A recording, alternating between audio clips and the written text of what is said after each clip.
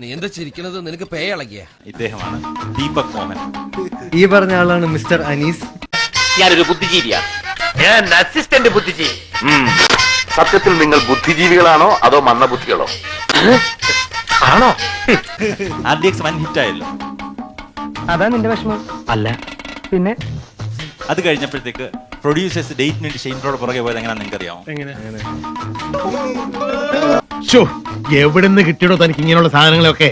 Shane Nigam എന്ന് പറയുന്ന പേരിന് ആക്ച്വലി കുറെ പ്രത്യേകതകളുണ്ട്. ഷെയ്ൻ നിഗം എന്നുള്ള പേര് നീ കാര്യം പറടാ കുട്ടാ.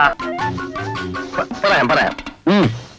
ഷെയ്ൻ നിഗം ആക്ച്വലി സിനിമയിൽ വരുമ്പോൾ ഷെയ്ൻ നിഗമിന്റെ ആഗ്രഹം പറഞ്ഞാൽ നന്നായിട്ട് അഭിനയിച്ച് ഷൈൻ ചെയ്ത് ഷൈൻ നിഗമാകുക എന്നുള്ളതാണ്. ആര് പറഞ്ഞു? അതൊക്കെ ഞാൻ അറിഞ്ഞു. സംഭവം ശരിയാ.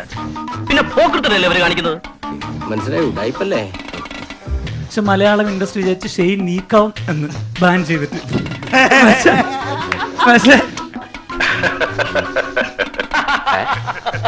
പുള്ളി ഹാപ്പിയായി. മലയാളി ആരാധകരുടെ മനസ്സിൽ ഷെയ്ൻ നിഗമാണ്. പൊട്ടിപ്പോയി.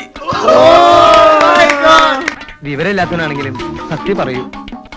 ഷെയ്ൻ സ്കൂളിൽ പഠിക്കുന്ന സമയത്ത് തീരെ മാർക്ക് കുറവുള്ളപ്പോൾ ഷെയ്ൻ്റെ അടുത്ത് ഷെയ്ൻ്റെ അമ്മ എന്താണ് പറഞ്ഞുകൊണ്ടിരുന്നത്? ഓ, എന്താ സംഭവം? പറ, കേക്കട്ടെ. കേട്ടാ മനസ്സിലാവും. ഷെയ്ൻ നിഗം. ചിരിക്കണം. എന്താ? ഒരു വലിയ തമാശ പറഞ്ഞതല്ലേ? ചിരിക്കണമെങ്കിൽ ചിരിക്കാം. നീ എന്നെ കളിയാക്കുക അല്ല, കാര്യമായിട്ടാക്കിയതാ. ഒരു 15 കൊല്ലോടെ കഴിയുമ്പോഴത്തേക്കും ലാലേട്ടന്റെ വിരലുകൾ അഭിനയിക്കും എന്നൊക്കെ പറയുന്ന പോലെ അതിനും അപ്പുറത്ത് ഷെയ്ൻ ബ്രോ അഭിനയിച്ചു തുടങ്ങുമ്പോൾ ഷെയ്ൻ ബ്രോയുടെ പേരെന്താവും? എന്താ? അല്ല, എന്നൊരു ജനസംസാരം ഉണ്ട്. ഇതൊക്കെ എന്റെ തലയിലാവൂല്ലോ. അതെങ്ങനെ നിന്റെ തലയിലാവണം? പിന്നെ നീ കയറിയേക്കോ? എന്താവും? ഷെയ്ൻ നഖം.